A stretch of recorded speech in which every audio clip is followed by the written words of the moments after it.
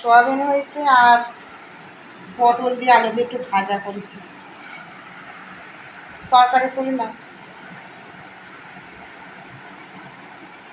ভাত লেগে রয়েছে, চামচে ভাতগুলো হাতে ছাড়া।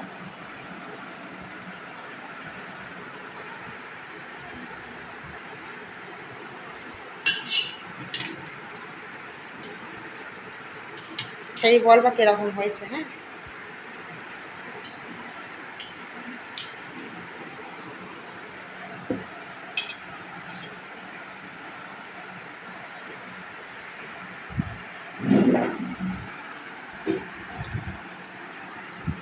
তরকারিটা কিন্তু খুব সুন্দর দেখতে লাগছে না? ভাজা নেবো না? তুমি ভাজা খাবা না? অল্প করে ভাজা নিলে পারছি তো। কিরকম লাগছে বলো?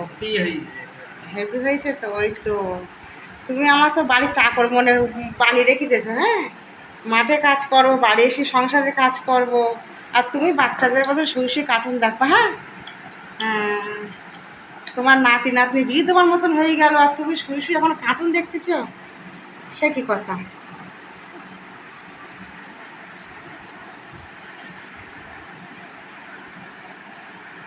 আমার একগাল দিচ্ছ?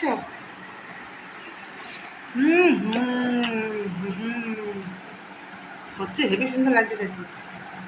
হুম, কিরম হয়েছে বলো রান্নাটা?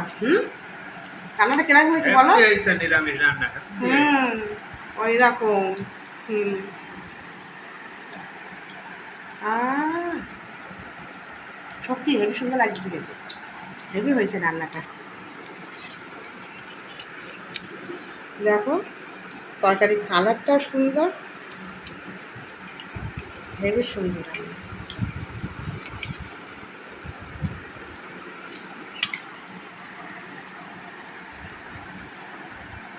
কালকে তুমি রান্না করবা তো? সবসময় আমি করি, সবাই মিলেমিশে কাজ করতে হয়, বুঝেছো?